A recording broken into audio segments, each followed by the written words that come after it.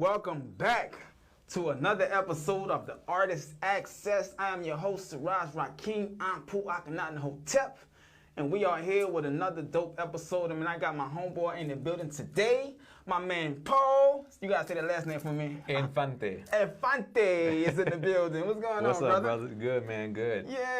Yes, sir. Good seeing you, man. Yes, sir. So if y'all don't know, last week we had Portia on the show, also with Dre, and I did a movie with my man right here. Portia wrote the movie. The movie is called The Devil's Kiss. That's right. That's right. That's right. I mean, my man had some awesome scenes in the movie together. You know what I'm saying? Yeah, that was pretty good scenes we did. That was good. Yeah. So how did you even get to be in that film? Like, how did you find out about the movie and whatnot? Did Portia reach out to you? How did you find out about the movie? We've had discussions before in the past for different projects. Mm-hmm. And then when this one came about, I think I reached out for the audition details, right. And I got in there and just pretty much auditioned, and she wanted to see more, right, with the transitions that I was going through with the audition, and she's like, "Man, we're gonna get you in there." So from that point on, I just got the part, and there I was, and there we were together on the set. So you've been on I call it Phoenix Fight. You've been on the Phoenix Fight. Yeah, well, yes, not like how we got to know each other on the set, right. But through different people and just who we were, everybody in the industry. That's it. Right, but this was our first time working together on a project, so it was pretty cool. Yeah. Did you kind of meet her through Siobhan? No, I've met her prior to that. I had put her in a music video that I was also in with her years ago, but. I just, like I said, everyone connects. It's like the Houston industry is a film and acting is like it's a big web, right. With everybody just connects with everybody. Somehow, some way, you're gonna cross paths with that person. Yeah. And that's what happened with me and her. That's what's up, man. So look, take me back like to the beginning. Like, how did you even come to think that you wanted to be an actor? You know what I'm saying? When did that journey start for you?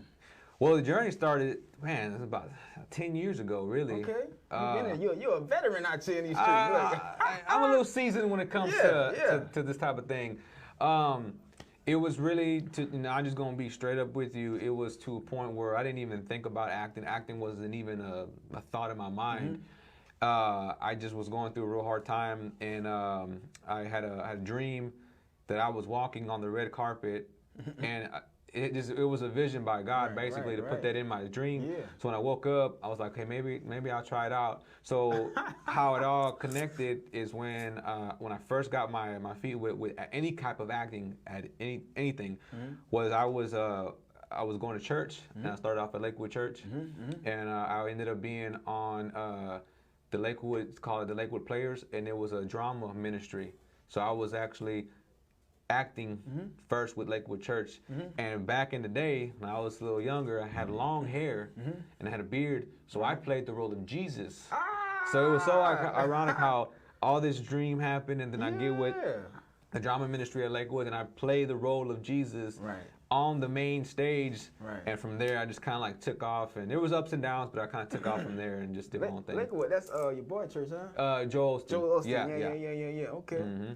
So that was your first time acting, was in the play? Wasn't it like, in the play with the church set up and going from there. And then after that, there was different actors that were in that ministry that also branched out. They're doing their own thing. So I kind of connected with them and doing actual films and stuff that wasn't church related, but still, was involved with some type of acting. So your first time doing this, you got a leading role in playing Jesus. If you want to call it that, you can say that. I got on the main stage, played on, but there's no words. It was all actions. Okay. And then I got on doing that, and like when he rose from the dead from Easter, I played the Easter plays, and I would come back out as Jesus and the crown, and man, people were just like, "What?" It was a good feeling to do that. That experience from doing that, did you get bit by the bug a little bit, what they call it, you know what I'm saying? Did you want to do more after that? Well, yeah, because in actors, you're going to get, there's two type of actors in how I look at it, and there's actors that can play both. You're either going to like more theater side, or you're going to like more film side, or you're going to be the type of actor that likes both, that could do both. Okay, yeah. And when I got on that stage, and I didn't have any words yet, but just interacting with people that seen that and the way they responded to me, I was like, man, I like this feeling. Yeah. So then after that, I think a year after that, I actually did my first stage play, and from there on out, I was theater. I love theater. That's the one you got bit by the bug. Yeah, I love film. Don't get me wrong, I love film. Hey, I'm gonna tell you something. So my first time acting was also a stage play, right? And I did that one stage play, then I started doing a lot of film stuff. But I did a play in June, and I would always say people, before that play I did in June, I was like, I like film better than plays, right? But the play I did in June, I think I like theater a little more. Because when I see that, I like that instant reaction that you get as you performing. You know what I'm talking about? Theater acting is an art in itself. Yeah. Because I've worked with actors that do mostly film. So when they do get on stage, it's like, oh man, I'm kind of nervous because it's a live. There's no cut. There's no and I tell them, hey man. I think I like that though. I do too. I do too. And it gives me the drive. Like there's like that rush that I get from doing a stage play, and especially if there's a sold out house, and I know there's a sold out house. Oh man, I go in. I go in. Because when you performing and the people be laughing, or they be feeling it, and so when they feeling it, and then you feel them feeling it. I think nothing can compare to that. You that lights up. It lights it up more better, and it brings out the character that you're supposed to be portraying in that play, and it's just a great feeling. And when it's all said and done, when the play is over and people stand up, give you a standing ovation, and all that stuff, man. It's a drive, it's a high you can't explain. You know what I'm talking about? So it's a good feeling overall. For real. So man, you say you've been doing it for 10 years, like. Give me some of the names of some of the films that you've been in within this time period you've been doing acting. Oh man, I done. There was a series here called Fifth Ward, the series. I was in that. There was a couple heavy hitters in that show. I did a movie back in Dallas. It was an Army movie. I think I told you about that. I seen that. I seen the pictures from it and whatnot. Yeah. That looked like an official movie right there, bro. Man, let me tell you, dude. That movie, although, so the director is a very good down-to-earth person, man. Very good, solid people. And I did that movie, and he just said, listen, I can't give you no dialogue, but what I can promise you is a good camera time. And that he did. And just that piece alone, man, I see myself on there. I was like, dude, this was like that looks so real. You know what I'm talking about? Man, but the thing is, that was an actual. There was no blue screen on that. That was actual. You was in the woods. We was out there. We was out there getting it. So that movie's called War Horse 1. War Horse what? War Horse 1. Hey, what can we find that movie? That one's on Apple TV. Okay. That one's on Apple TV. I think the Fifth Ward, the series. Last time I checked, that was back in 2019. I think the platform is called All Black. I don't know if it's on there or not, but that's the last time I've seen that one. A couple movies on Tubi. There's a movie called Platinum. A couple stage plays.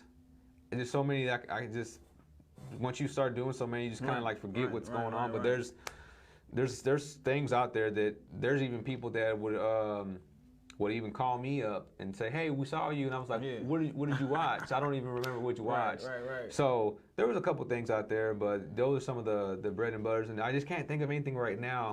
But there's some things out there that's pretty good that I worked on. Right. So man, and it's kind of time for you've been doing movies. Have you ever thought about maybe directing your own films or even writing and producing your own films and whatnot? There's a piece of me that wants to do that, and I have great ideas. I'm not a good writer. Right. I'm a good.